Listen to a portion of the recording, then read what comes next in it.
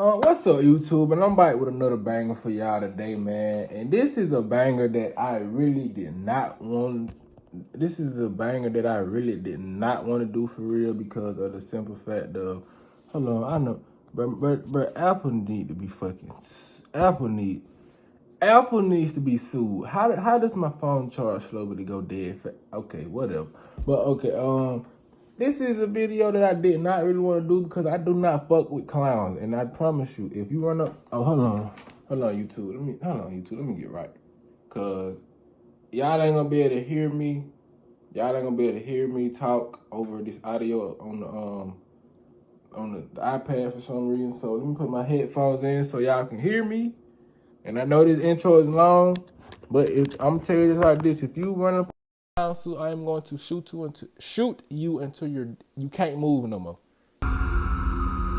Like right there, I promise you. Twin, stop the car. Stop the car to build out and walk your ass down, nigga. Don't play with me like that. Don't play with me like that. This is just one thing you do not do. I'm telling you, I'm gonna walk your ass down. I'm telling you, and I'm not finna go to jail for that shit, bro. You provoked me to do that stupid shit. This happened when I was 12 years old, an age old enough to be aware of my surroundings and have a pretty good sense of danger, but also still around that age that attracts a certain selection of creeps. We live in a decently busy neighborhood. However, we're on a dead-end block near a forest preserve, and across the street from us is a sump, and if you were to go through the forest preserve, you would find yourself in a small community park.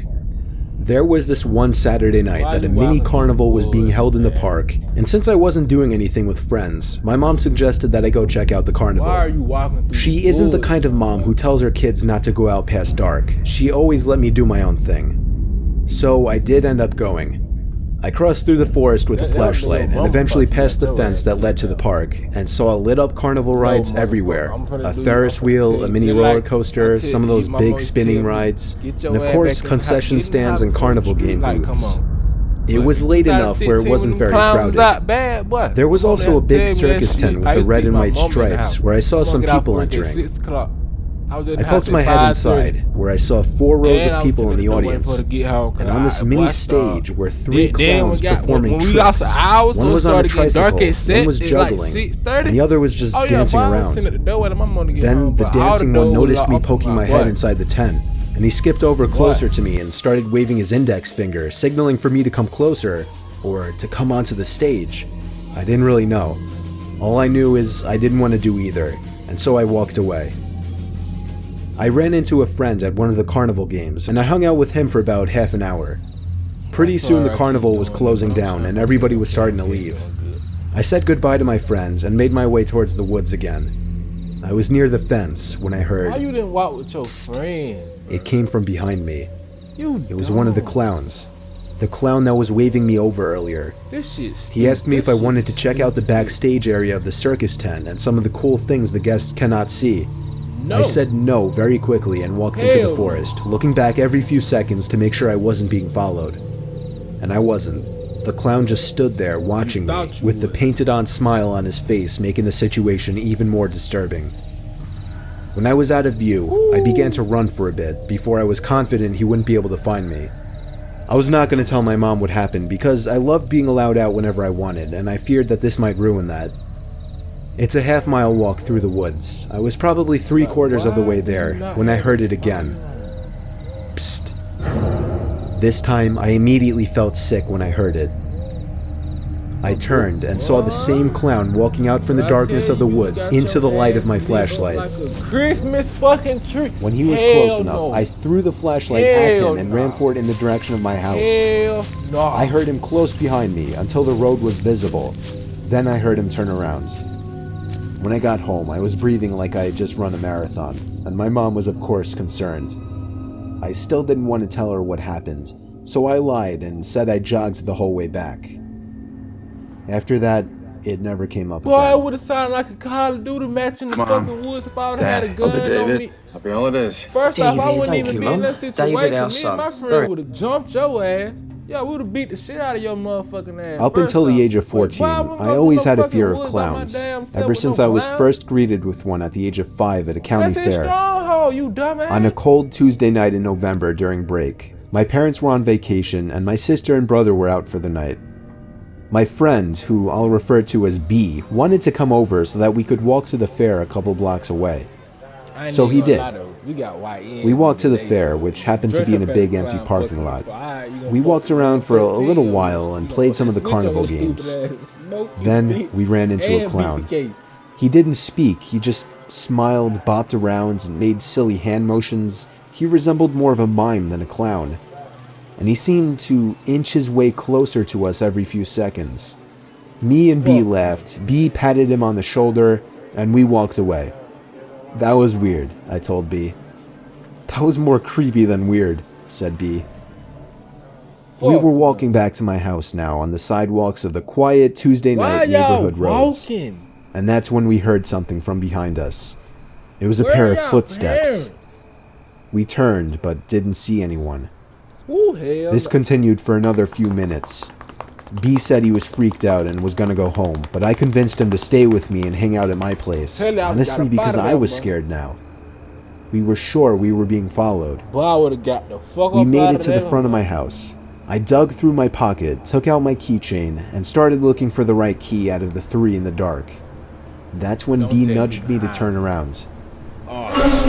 There was a clown hiding in the next door neighbor's bushes, and he was staring at us. When he noticed that we had spotted him, he emerged from the bushes and started walking over to us. I began to panic, trying each of the 3 keys until the door finally opened. We entered and slammed the door behind us. I called my parents right away, who told us to arm ourselves and hide upstairs. We went up to my little brother's room and looked out the window. There was the clown standing in our driveway, looking up at the window we were standing at, as if he were waiting for us. I shut the blinds and we both ducked down. Breathing heavily and panicking, within 10 minutes, he was gone. Where's your parents? I guess he gave up, or at least we think he was gone. For all we knew, he could have been hiding somewhere on the property all night. I'm just happy we made it home in time.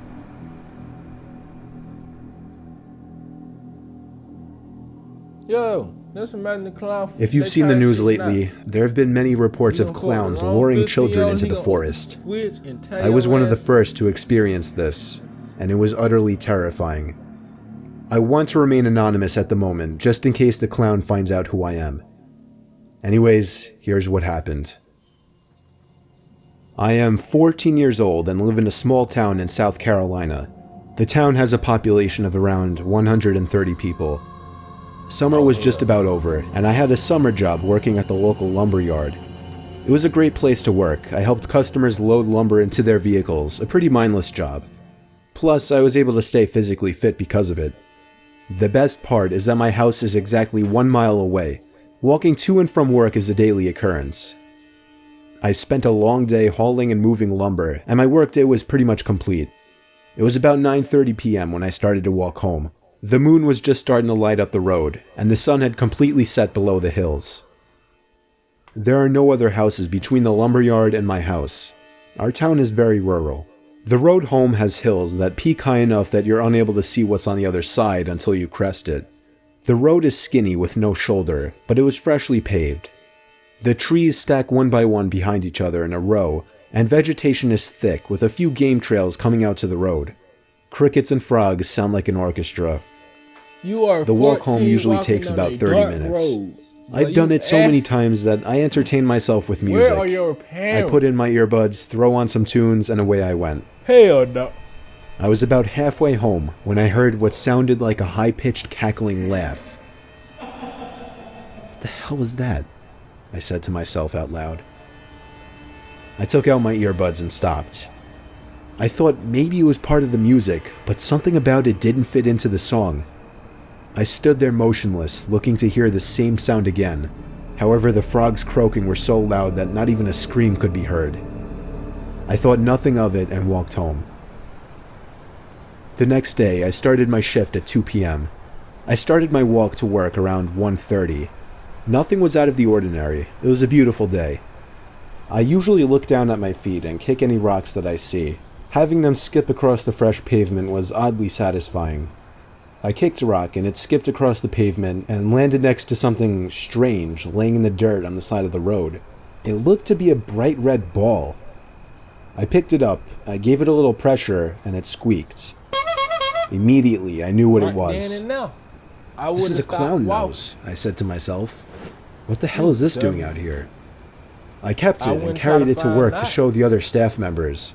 I even put it on and gave it some honks. It got a few laughs. The day went on as usual, and around 9:30 p.m. I clocked out and began my long walk home. I forgot my earbuds at home, so I was unable to listen to my usual music. While on Parents, if your child plays Roblox, listen up. You could qualify for up to $300,000 or more in comp. my way home, I was able to make out a faint image of a figure about 150 yards away of what looked like a deer standing in the middle of the road. It was hard to make out as the fog hovered over the ground and the moonlight backlit the animal. As I got within 100 yards, it must have gotten spooked. I could see a rough outline scamper back into the forest. Little did I know this was not a deer, but something more sadistic. I passed the spot in which the deer had taken off back into the woods. As I walked by, I heard footsteps about 20 yards behind me. I thought this was strange, as I have never seen a deer come back onto the road once it was scared off. Before I could look back, I heard, "Hey there." I turned my head to see a clown standing in the middle of the road with his hands behind his back. He wore baggy pants and a baggy shirt that was obviously meant to be a clown costume, but it was very dirty. So dirty that the colors faded into stains. His makeup ran down his face and his eyes were black. He tilted his head to the side and said, "You have something of mine. I need it back." He gave a small little laugh after he spoke. I don't have anything of yours," I said as I started to walk backwards. My house was still a quarter mile away. This is when the situation went from odd to terrifying. He said, "Well then, if you don't have my nose, I'm gonna need yours." He pulled something out from behind his back, and I'm not gonna lie, it looked like a machete. I turn around, and with all my might, I take off running down the middle of the road. I could hear his bare feet running. I didn't look back as it could slow me down. The blades of what I assumed were two machetes dragged on the asphalt. I was in great shape, but I could still hear his footsteps getting louder, signaling he was getting closer to me. He would even let out a little giggle that would feed my adrenaline even more. My lungs started to burn. I began to crest the hill. At this moment, I could hear him almost right behind me, just about touching me. And then out of nowhere, a truck crests the hill with its headlights shining on me. I waved my arms in sheer panic. He stopped. I quickly looked behind me to see nothing. No clown. I told the man in the truck what happened, and he called the police. I will never make that walk again. I have no idea how the clown got to that location and why he waited for me. I have never seen any vehicles parked there, nor are there any other houses besides mine for miles. This was my worst nightmare come true. Now I have found out that this is happening to more people, clowns hiding in the woods and stalking people. Is this a cult? A group of scary clowns with a goal to terrify people? I have no idea, but I do know that I'll never be able to walk in the dark or see clowns the same way again. Until they get their ass smoked. Yeah, man. Yeah, YouTube. Y'all tell me how y'all felt about that video, because I'm gonna tell you exactly how I felt about the video. Don't joke my haircut, man. I know I need one. But I'm gonna tell you exactly how I feel about that video.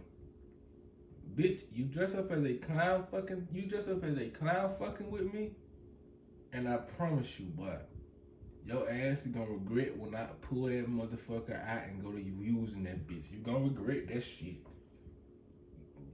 Hey, alright. I'll be happy to motherfucking kill your motherfucking ass. But goddamn, make sure you hit that like button. Make sure you hit that subscribe button, and make sure you stay tuned for more, because I ain't gonna lie, I'm finna drop a part 2 the same day. So stay tuned for that, man. Stay tuned.